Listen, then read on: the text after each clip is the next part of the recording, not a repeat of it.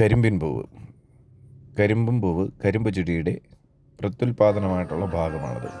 ഇതിനെ പലപ്പോഴും ആരോ എന്നും അമ്പെന്നൊക്കെ വിളിക്കാറുണ്ട്. കാരണം കരിമ്പ് പൂർണ്ണ വളർച്ചയെത്തുമ്പോൾ ഈ പൂങ്കുല കരിമ്പിൻ തണ്ടിൽ മുകളിൽ ഒരു അമ്പ് പോലെ ഉയർന്നു നിൽക്കും. സാധാരണ ഒരു പൂങ്കുല രൂപത്തിലാണ് ഇത് കാണപ്പെടുന്നത്.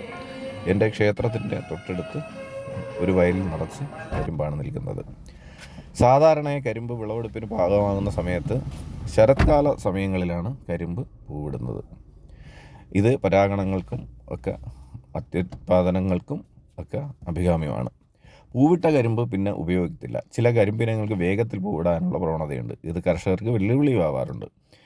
കൃഷിയിടങ്ങളിൽ കരിമ്പ് വിളവെടുപ്പിന് ഭാഗമായി എന്ന് സൂചിപ്പിക്കുന്ന ഒരു അടയാളമായി കരിമ്പിൻ പൂവിനെ കണക്കാക്കപ്പെടുന്നു. വിത്തുകൾ ഉൽപ്പാദിപ്പിക്കാൻ സഹായിക്കുന്നതിലൂടെ കരിമ്പിൻ്റെ പുതിയ ഇനങ്ങൾ വികസിപ്പിക്കുന്നതിനുള്ള പ്രജനന പരിപാടികളിൽ ഈ പൂവിന് വലിയ പങ്കുണ്ട്. വളരെ ഭംഗിയുള്ള പൂങ്കുല പോലെ ഒരു ഭാഗമാണ് കരിമ്പ് പൂവ്. കരിമ്പ് പൂവ് കണ്ടിട്ടില്ലാത്തവർക്ക് ഇത് വളരെ ഉപകാരമായിരിക്കും. കാറ്റത്തനുസരിച്ച് ആടുന്ന ഈ വെള്ളിത്തൂവലുകൾക്ക് വയലുകൾക്കൊരു മനോഹര കാഴ്ചയായിട്ടാണ് കാണുന്നത്. കരിമ്പൻ കൃഷി നമ്മുടെ കേരളത്തിൽ വളരെ കുറവാണെങ്കിലും തമിഴ്നാട്ടിലും മറ്റ് സംസ്ഥാനങ്ങളിലും ഇത് വളരെയേറെ കാണപ്പെടുന്നുണ്ട്.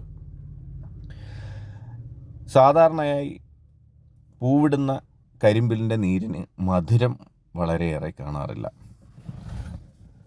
വെള്ള കലർന്ന അല്ലെങ്കിൽ ഒരു വെള്ളി നിറത്തിലുള്ള ഗോൾഡൻ നിറത്തിലുള്ള ചാര നിറത്തിലുള്ള ഈ പൂങ്കുലകൾക്ക് വളരെ മൃദു സ്വഭാവമാണ്.